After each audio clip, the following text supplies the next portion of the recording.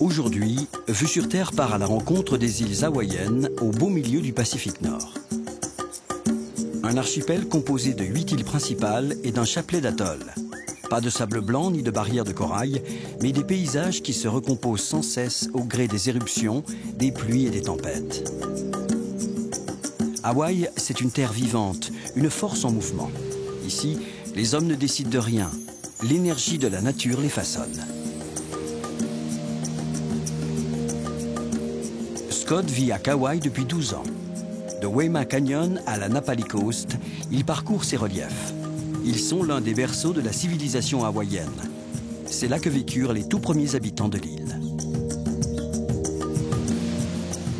Oahu est célèbre dans le monde entier pour ses vagues et la force de ses vents. Yuko y a trouvé un espace de vie. Pilote de planeur, toujours à l'affût du moindre souffle d'air pour nourrir ses passions. Sur la grande île, Olivier, un astronome français, passe une partie de son temps sur le toit de l'archipel. Du haut de ses 4207 mètres, l'ancien volcan Mauna Kea est une porte aux étoiles. La nuit, dans son télescope, Olivier scrute la profondeur de l'univers. C'est un peu comme un monastère finalement, parce que c'est la recherche du savoir et on est seul, on fait sa quête spirituelle moderne, quoi, la quête scientifique.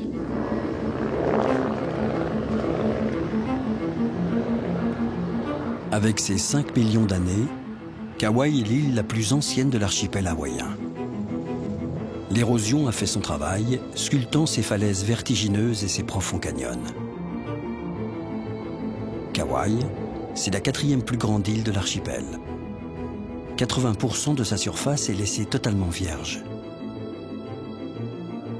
On la surnomme ici l'île Jardin.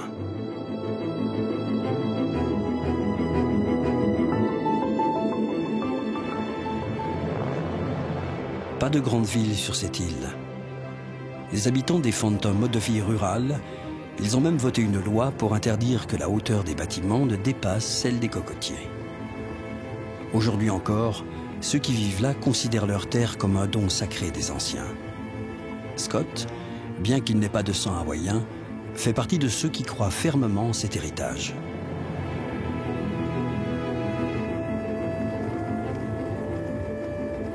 Rien ne prédestinait ce New-Yorkais à une vie insulaire.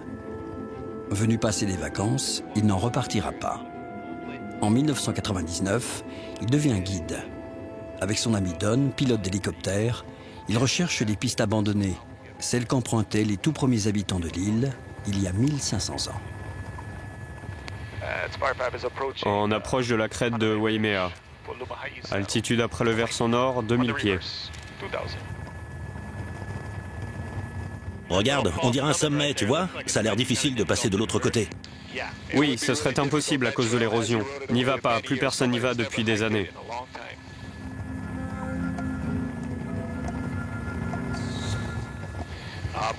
Je suis un quart hawaïen. Mon père l'est à moitié. Et moi, je ressens la présence de mes propres ancêtres. Ils sont toujours avec moi quand je regarde ces vieilles pistes.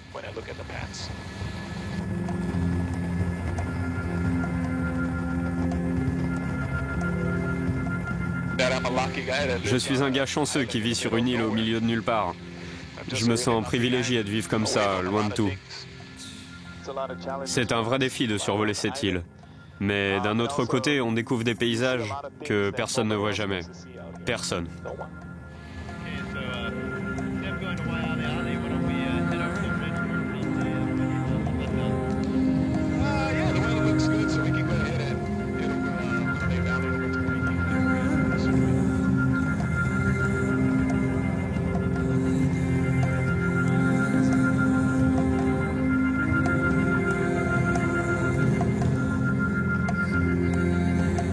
Regarde, ce chemin conduit au sommet.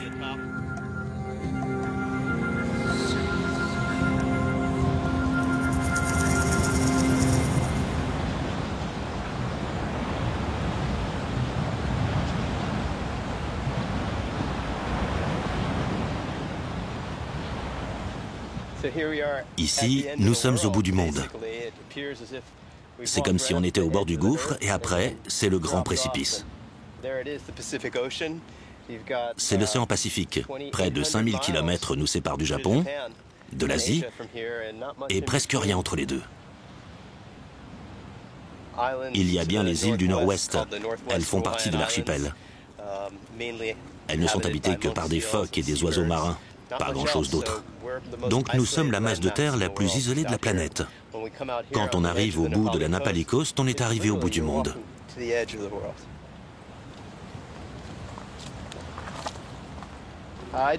Je ne me sens pas isolé. Je suis chez moi. Ça fait partie de notre monde. C'est un endroit très spécial où tout devient limpide et clair. Les Hawaïens, ils appellent ça le pico. C'est un peu comme le nombril du monde. Tout prend naissance ici et ricoche vers l'extérieur.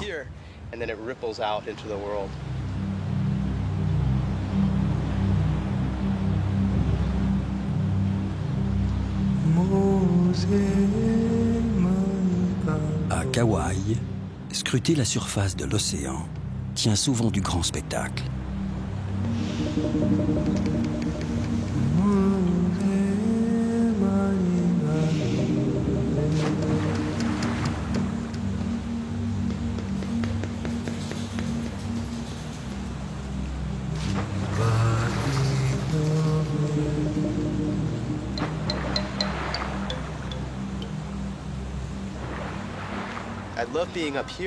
J'aime être ici, au sommet, à 1000 mètres au-dessus de la mer.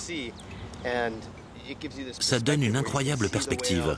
On peut voir les baleines, leur ombre, leur souffle, leurs nageoires. Parfois, on peut même les voir surgir de l'eau et retomber dans une gigantesque éclaboussure.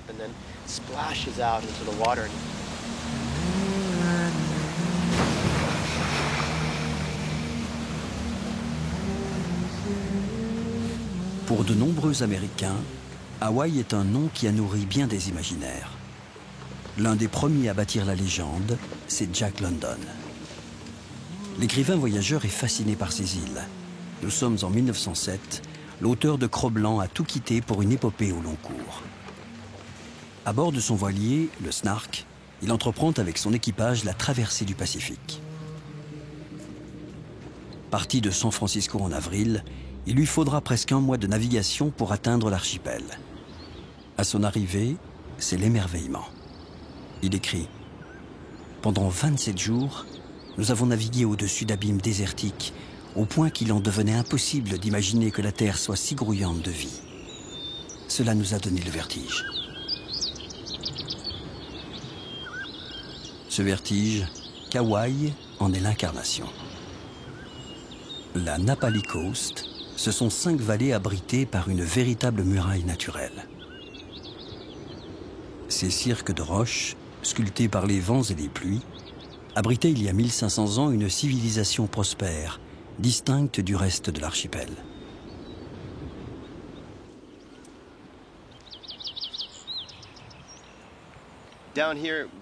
En bas, toutes ces vallées étaient peuplées par des indigènes dans les temps anciens. Il y a des anciennes pistes qui les parcourent encore. Chaque vallée était sous l'autorité d'un chef. C'était divisé en 2 parties.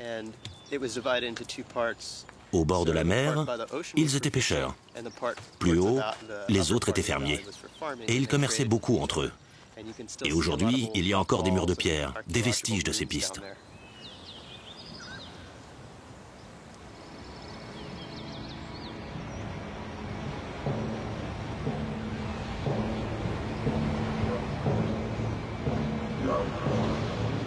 La brume recouvre en un clin d'œil les précipices, les repères du réel disparaissent.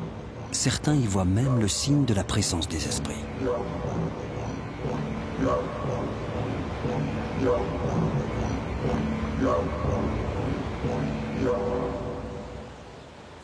Quand la brume arrive, c'est très soudain.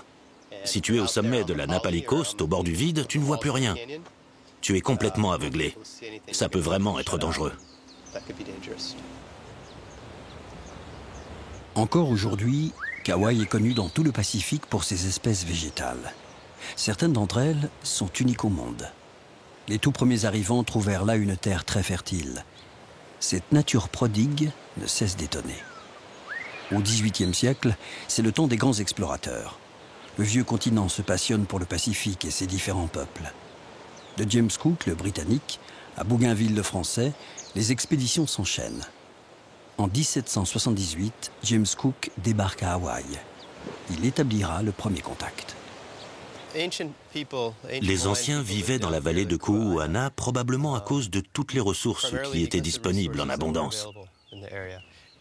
Il y a des rivières pour l'eau fraîche. C'était très facile aussi de détourner les cours d'eau pour créer un système d'irrigation. C'était indispensable pour la culture du taro, par exemple. En plus, vivre ici, c'était être protégé.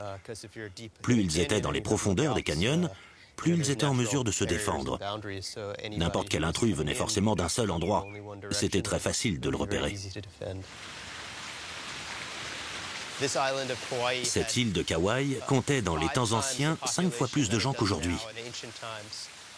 Ça veut dire qu'en dehors des sentiers battus, en faisant du hors-piste, on trouve forcément des traces des anciens. Et on peut découvrir quelques-uns des secrets enfouis ici.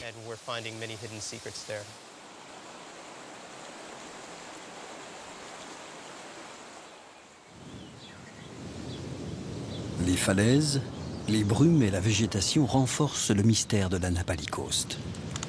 Encore totalement inaccessibles par endroits, les 5 vallées gardent leurs secrets. Tenter de les percer, c'est prendre le pouls de l'île.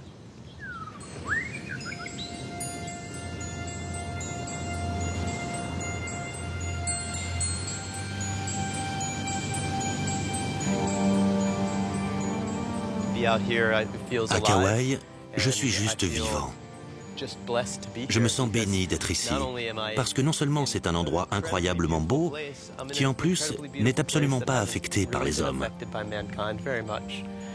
C'est la nature brute.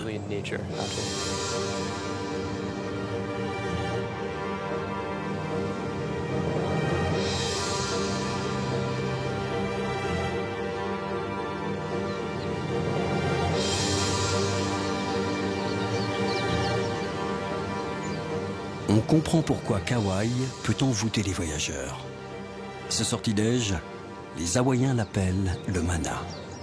C'est le souffle des esprits, leur force de vie. Et c'est cela que Scott pense avoir trouvé ici.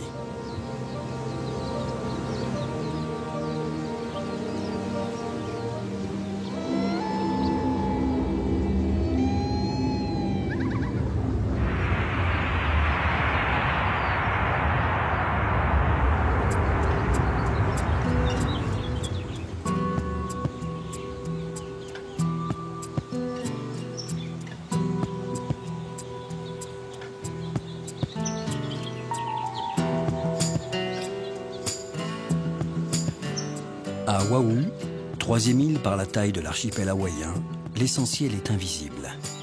Une terre comme toutes les autres, soumise à un vaste courant d'air.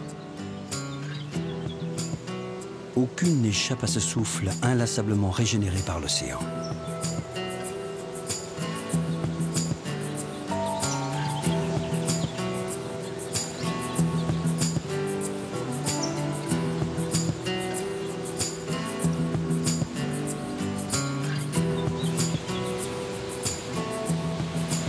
Les vents du Grand Pacifique s'engouffrent dans les reliefs. Ils redéfinissent les contours de chaque île. En l'absence de barrières de corail, rien ne freine ou n'arrête la houle. C'est une onde qui gagne en envergure et qui vient frapper les côtes. On vient du monde entier pour se mesurer à ces déferlantes. Selon les saisons, elles peuvent atteindre plusieurs mètres de hauteur.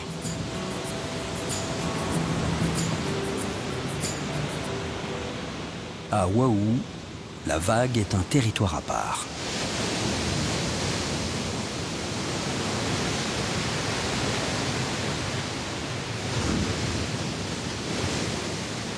Il y a 15 ans, Yuko a tout quitté pour vivre à Oahu.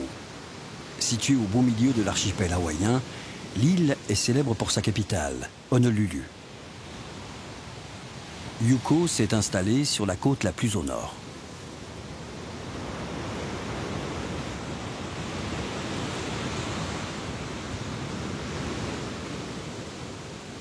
Du vent, des vagues, des éléments indispensables à sa vie.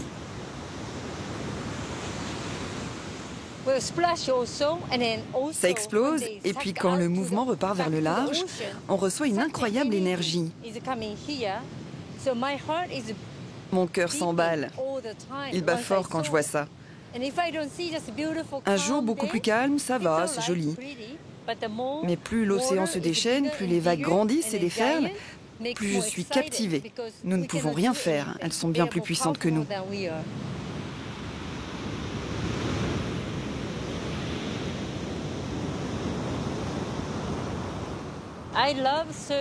J'aime surfer, j'aime piloter parce que les deux se ressemblent beaucoup. Il faut toujours être à l'écoute du ciel. Selon la météo, selon l'aspect de la mer et la teinte des nuages, il faut savoir lire le vent, deviner les courants. Il faut rester en éveil. Le truc, c'est être toujours aux aguets, sur le qui-vive, pour en profiter.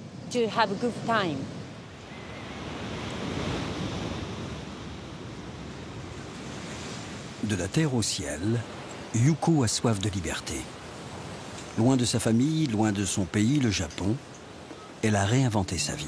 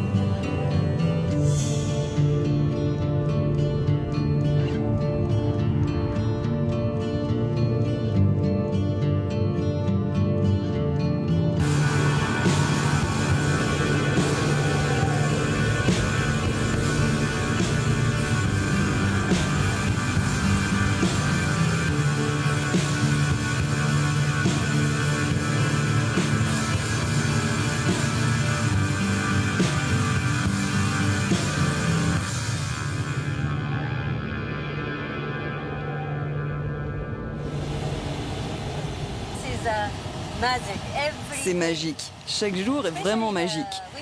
Selon les saisons, on peut apercevoir des baleines tout en volant. En hiver, je me focalise sur l'océan. Je surfe et forcément, je cherche les meilleures vagues tout le temps.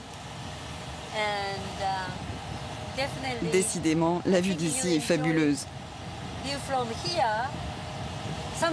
Des fois même, on peut voir Kauai, là-bas.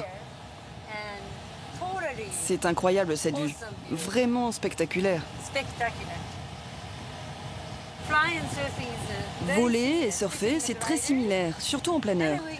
Et bien sûr, on a toujours une vue superbe.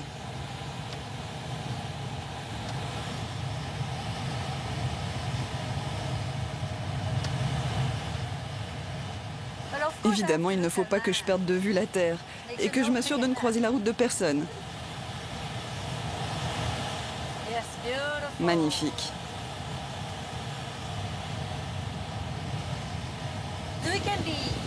On peut prendre de la vitesse et monter, ralentir et descendre, puis remonter, comme le surf. Et puis, je peux changer de cap.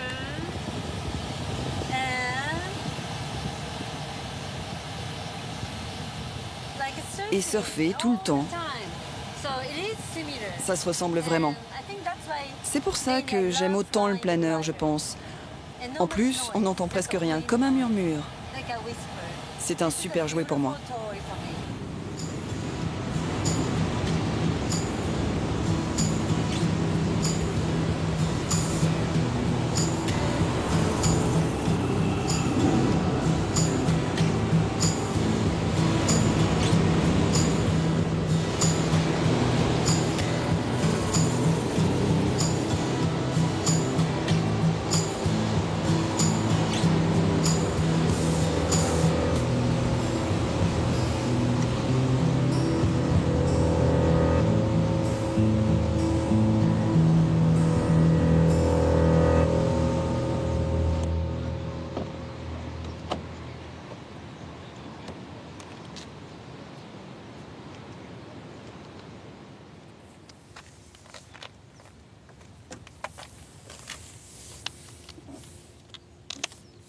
C'est mon bébé, mon meilleur ami, ma famille. Sans lui, ce serait dur de profiter de la vie.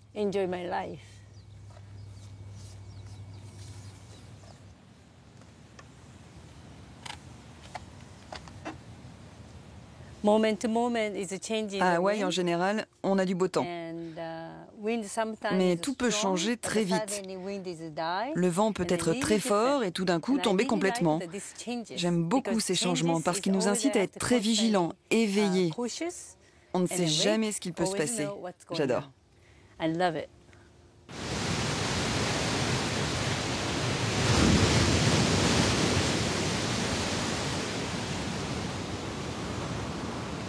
Yuko est une autodidacte. Elle doit son épanouissement à sa passion soudaine pour les airs, découverte ici, à Oahu, grâce à des rencontres survenues par hasard il y a quelques années. Devenue pilote instructrice, elle s'est délivrée de toute contrainte. Vivre ici signifie beaucoup pour elle. C'est un accomplissement. Cette surfeuse des vents ne quitte jamais les airs sans aller saluer l'océan.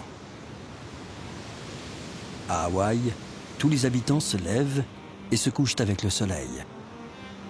Chaque soir obéit au même rituel.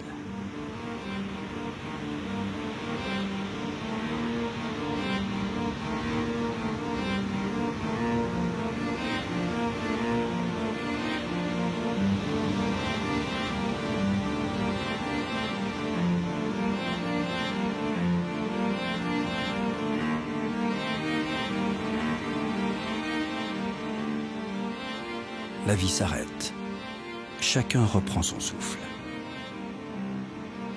Celles et ceux qui vivent là rendent hommage à la grandeur du Pacifique.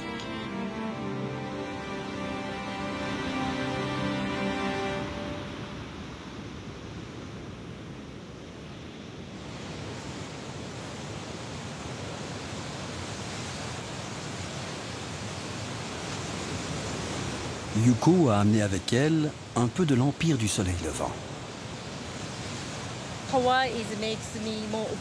Je pense qu'à Hawaï, on a plus d'opportunités de s'ouvrir. C'est multiculturel et beaucoup de gens comprennent la culture japonaise. Moi, par exemple, je n'ai pas besoin d'expliquer d'où je viens, on m'accepte tel que je suis. Ça me donne une liberté folle.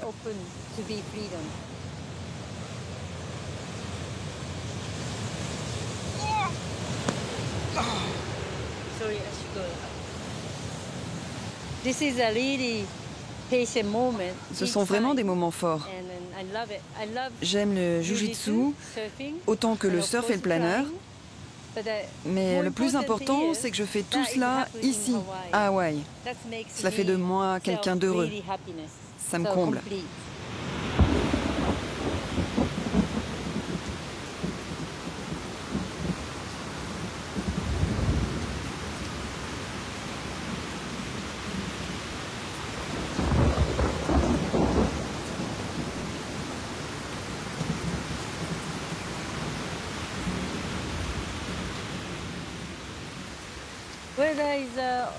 C'est souvent comme ça, à la fin du jour ou au lever du soleil. Quand il pleut à Hawaï, on dit que c'est le soleil qui pleure. Nous, on se sent béni lorsqu'il pleut. Oui, béni.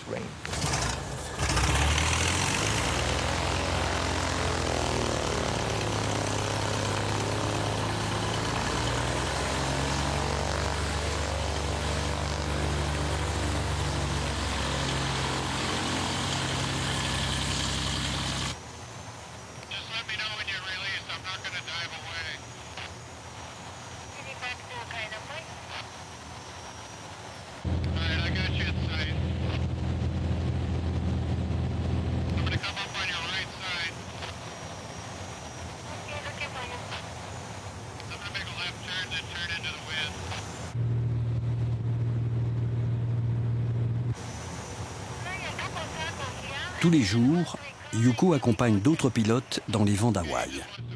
Elle a fait de son métier un partage.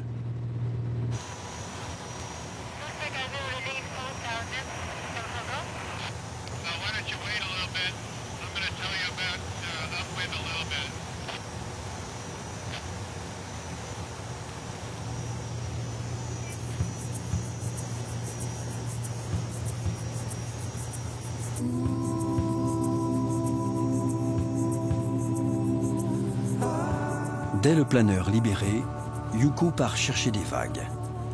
La passion de tous les habitants de l'archipel. Une question de savoir-vivre.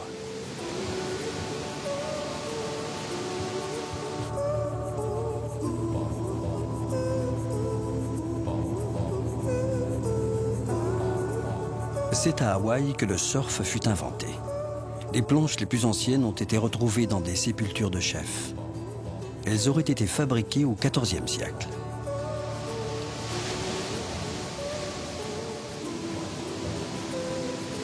Les premiers explorateurs à apercevoir des surfeurs n'en crurent pas leurs yeux. La légende dit même qu'ils pensèrent un instant que les hommes de ces îles marchaient sur l'eau, tant ils excellaient dans la maîtrise de leurs planches.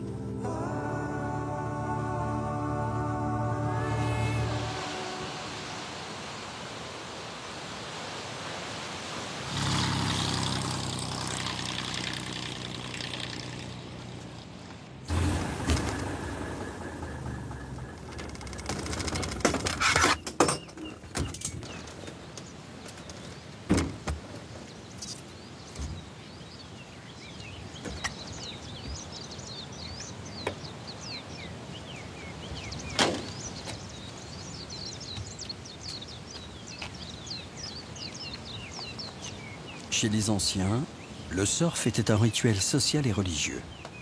En se confrontant avec l'océan, les meilleurs surfeurs pouvaient occuper de hauts rangs dans la communauté, jusqu'à devenir rois. C'est tout cela que raconte le surf à Hawaï.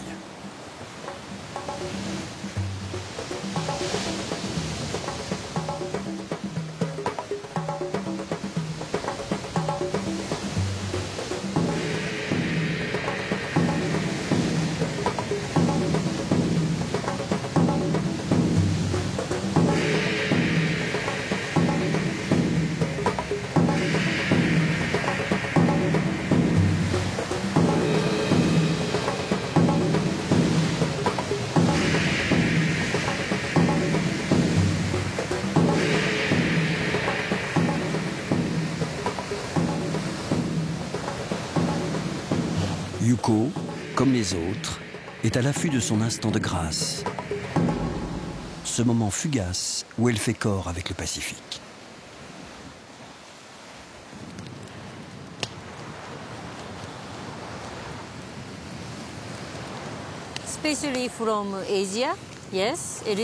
Surtout en venant d'Asie, oui, ça n'a pas été facile de faire ce que je fais.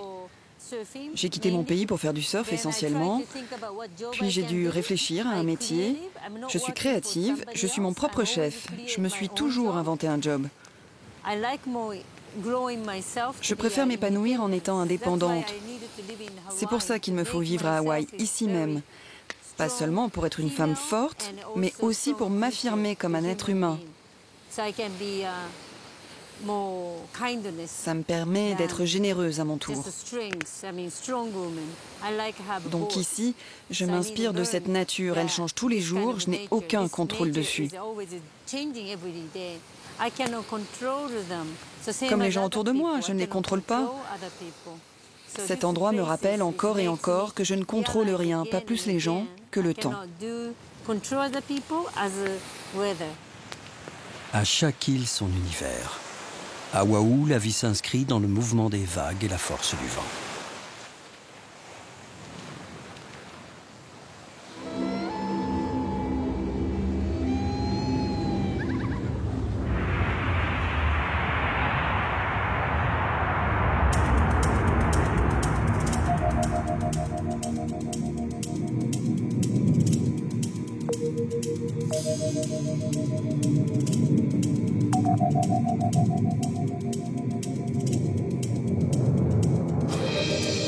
Il y a 400 000 ans, le fond de l'océan se déchaîne, mu par la violence inouïe du ventre de la Terre. Une île immense vient de surgir des flots. Elle s'appelle Hawaï et elle donnera son nom à tout un archipel.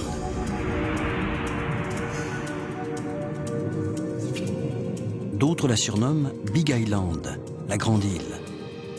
Cette nouvelle terre impressionne par sa masse et la hauteur de ses volcans.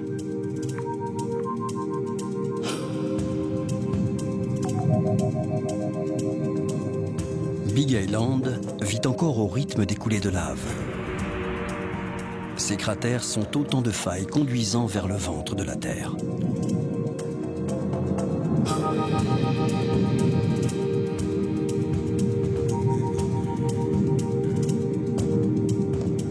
Tapi dans les profondeurs du Pacifique, le point chaud, comme le baptisent les vulcanologues, crée des îles au gré de ses humeurs.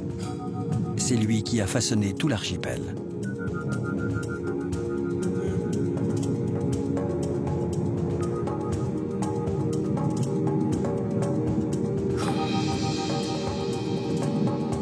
L'histoire n'est pas finie. Dans 10 000 ou 100 000 ans, le point chaud donnera naissance à une nouvelle île.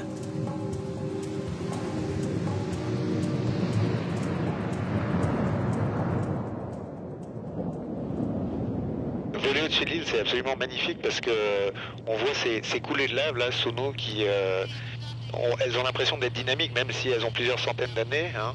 Mais ça donne vraiment l'impression de comment l'île s'est formée couche après couche après couche après coulée de lave. Et donc ça donne vraiment une impression de dynamisme sur cette île. C'est une île qui est vraiment vivante. Hein.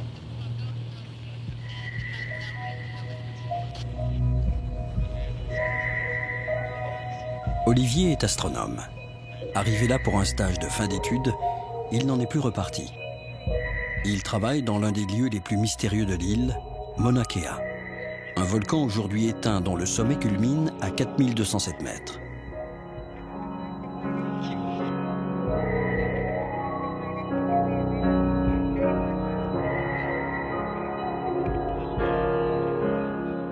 Tu vois, on atteint l'altitude absolue de l'avion quand ces deux cadrans indiquent la même chose.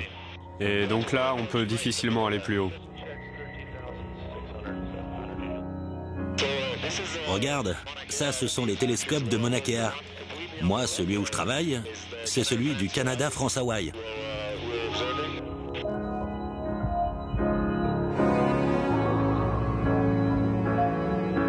Sur ce sommet, dès 1967, une dizaine de pays ont réuni leurs efforts pour installer les télescopes les plus puissants au monde. Très isolé du reste de la planète, situé à une altitude élevée, le site est exceptionnel.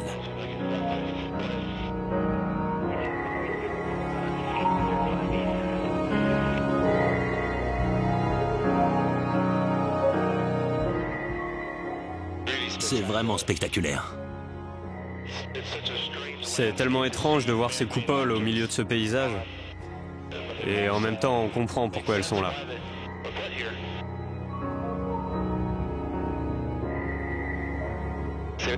On a vraiment un sentiment d'isolement. On a l'impression d'être loin de tout, et puis à plusieurs niveaux en fait. Hein. On voit là le site, c'est perdu au milieu de la montagne. Il n'y a absolument rien autour, et puis après quand on regarde un petit peu plus loin, on voit l'océan Pacifique au large, on se rend compte qu'on est sur une île, et que c'est une île qui est perdue aussi au milieu du Pacifique, donc l'isolement est vraiment total quoi, à tous les niveaux. J'adore cette île, j'adore la qualité de la vie, j'adore le rythme, j'aime les gens, j'aime le sommet du Mauna Kea.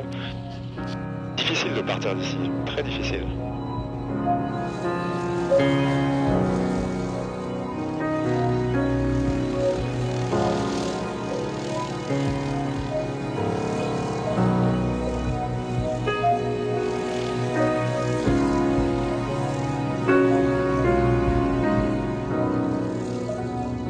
Un peu partie de moi, mais surtout j'ai l'impression moi de faire partie de cette île maintenant en fait. J'ai vraiment pris racine ici, je crois.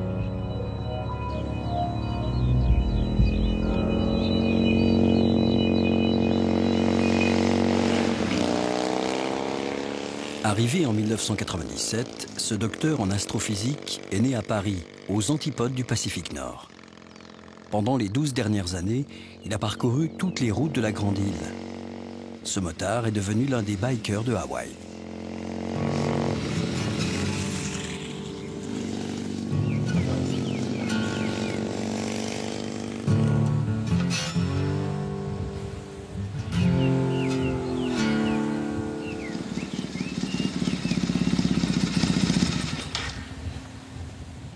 l'île d'Hawaï ne ressemble pas du tout à ce que l'on peut s'imaginer comme un archipel du Pacifique, en grande partie à cause des grands volcans, hein, comme on peut le constater, et puis des grands espaces. Il n'y a pas ces notions, ces images qu'on se fait un petit peu des plages de sable blanc et de palmiers.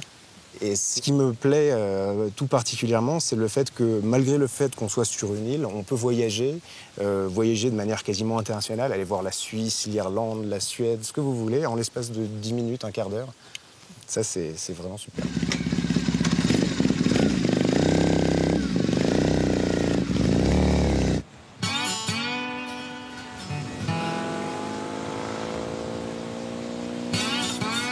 Pour se rendre au Mauna Kea, 2 heures de route sont nécessaires.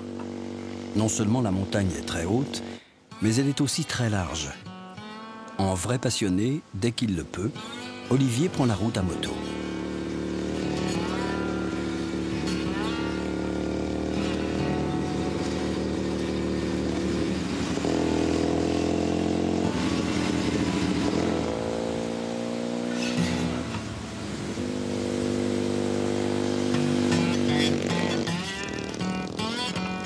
Mauna Kea, c'est un territoire rude et hostile.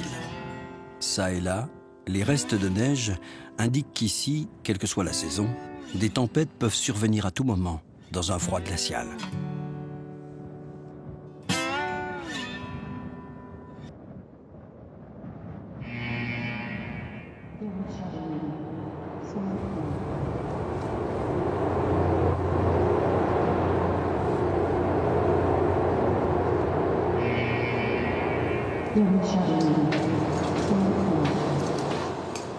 À 4200 mètres, l'oxygène manque. Une simple échelle devient un effort difficile.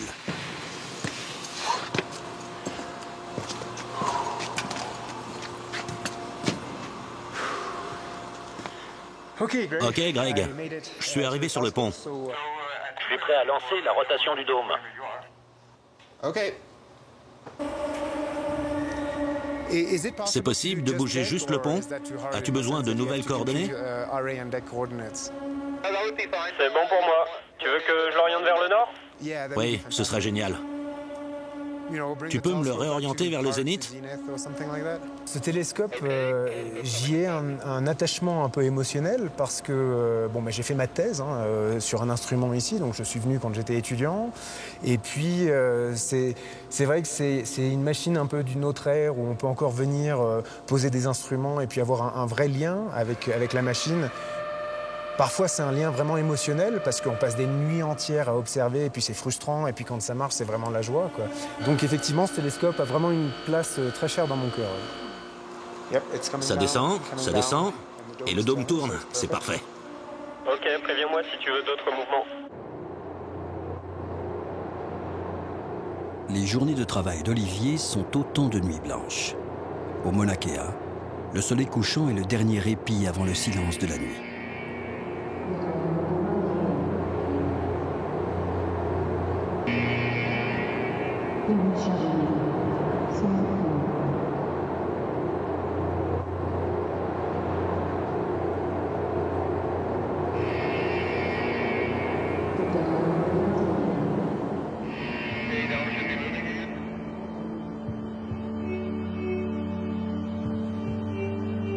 Les nuages recouvrent l'autre réalité, celle d'en bas. Petit à petit, le monde terrestre s'efface pour laisser s'éclore le monde des astres et des corps célestes.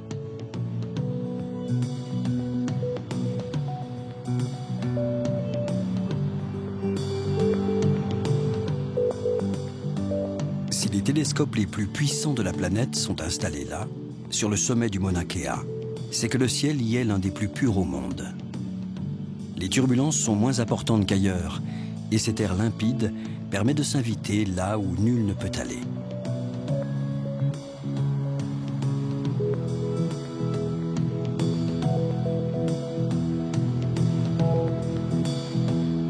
Mauna Kea entre dans une autre dimension. On est à la porte d'entrée vers l'espace, à des millions d'années-lumière. Le temps humain ne compte plus.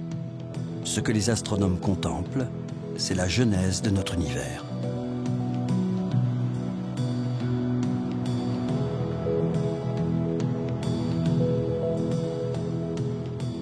coupoles d'acier s'animent enfin. Dans leur bulle, les astronomes deviennent des explorateurs solitaires, errant de nébuleuse en galaxie.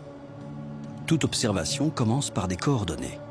C'est un peu comme donner une adresse, quelque part dans l'univers.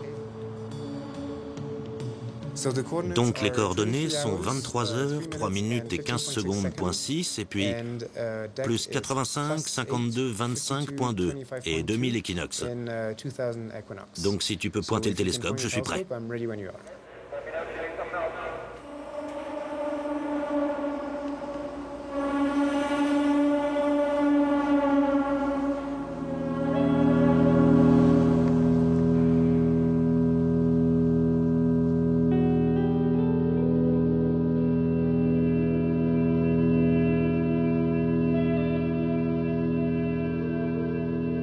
D'être ici au sommet du Mauna Kea, de voir le soleil se coucher, de savoir qu'on est dans un des meilleurs sites du monde pour faire de l'astronomie, qu'on soit étudiant ou astronome forcené, peu importe, il y a cet aspect vraiment de magie, quoi. On sent qu'on est en train de vivre quelque chose d'unique, de spécial.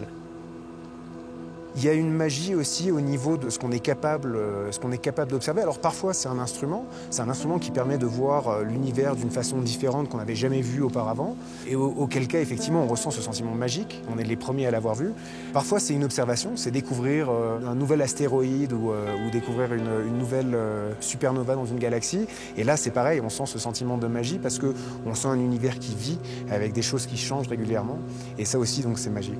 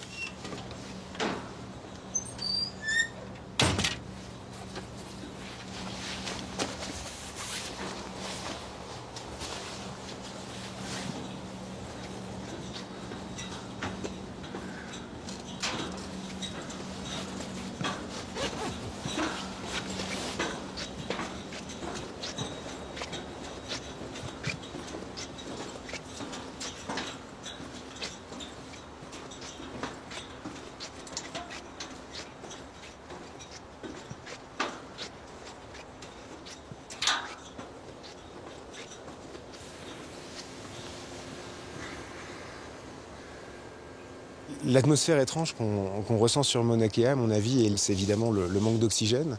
Donc tous les sens sont un petit peu, on est plus lent, on est un peu plus mou, et puis on ressent les choses de manière un peu différente.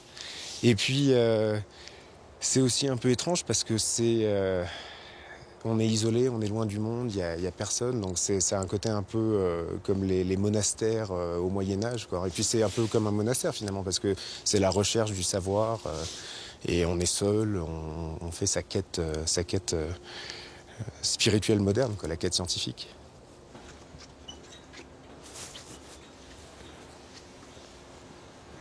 Bon, évidemment, on est fatigué après une longue nuit d'observation, mais c'est un peu la récompense, quoi.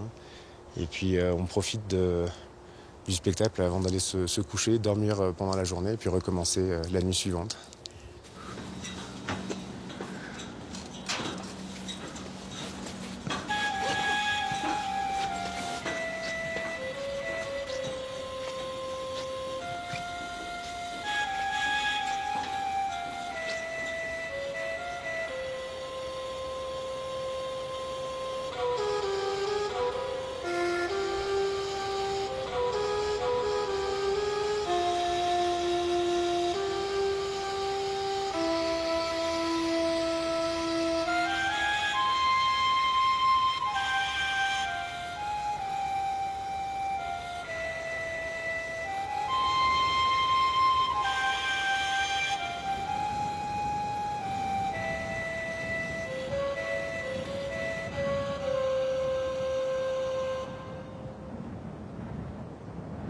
Mauna Kea est la montagne la plus haute du monde si on la mesure depuis le sol, depuis le fond de l'océan.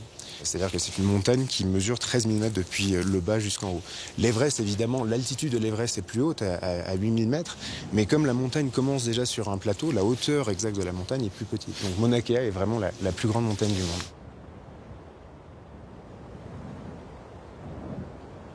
Arpenter ces étendues désertiques, c'est aussi se rapprocher des mythes et légendes de la Grande Île.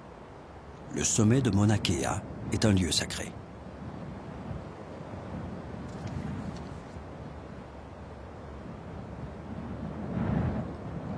Mauna veut dire montagne, Kea veut dire blanc. Mauna Kea est un endroit sacré dans la tradition hawaïenne parce que c'est l'endroit où les dieux du ciel et de la terre se rencontrent et ont donné naissance à l'humanité. Donc c'est le centre de l'univers polynésien en fait. Donc c'est un lieu vraiment très sacré pour toute la Polynésie. Voilà ce qui marque le point le plus haut de Hawaï. Mauna Kea est une terre sacrée, au point d'y célébrer les rituels les plus secrets. Au milieu de ce désert se trouvent des sépultures de grands chefs hawaïens. Le mystère est gardé intact. Un signe honneur, leur dépouille a été déposée là, au plus près des dieux.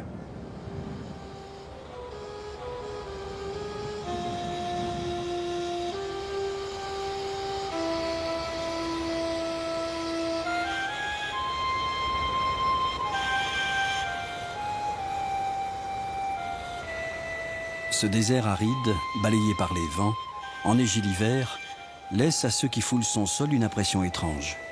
Un voyage suspendu entre ciel et terre.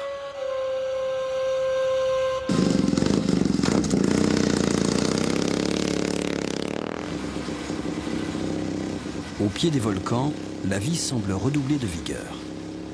Du nord au sud, d'est en ouest, chacun des points cardinaux est soumis à des climats différents. La Grande Île a l'humeur vagabonde.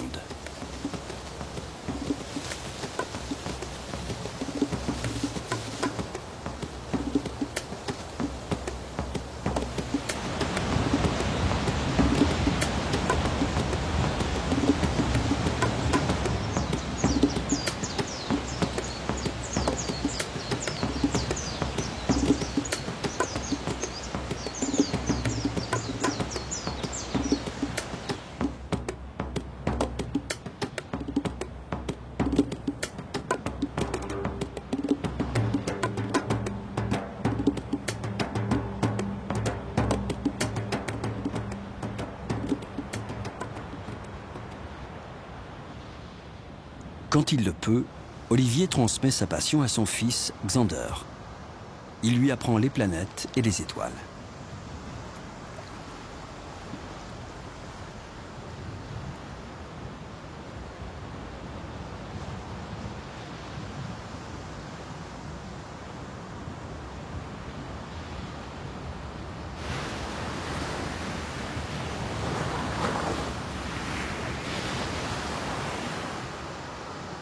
Je suis assez souvent absent pour observer au sommet de Mauna Kea. Et les enfants ne peuvent pas monter à cause de l'oxygène, du manque d'oxygène. Donc c'est un peu une façon de lui montrer ce qu'on peut voir à travers un télescope et de voir justement les merveilles du ciel. C'est comme ça que tu contrôles le télescope. Tu le poses comme ça.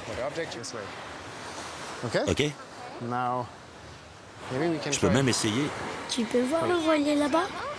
Oui. Je peux même essayer de m'aligner sur le voilier.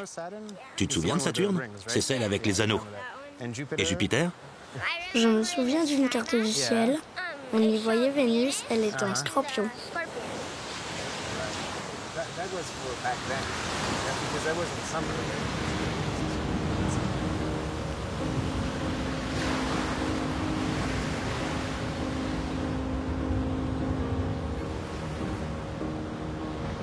Selon les légendes hawaïennes, l'univers naît de la fusion des ténèbres et de la lumière.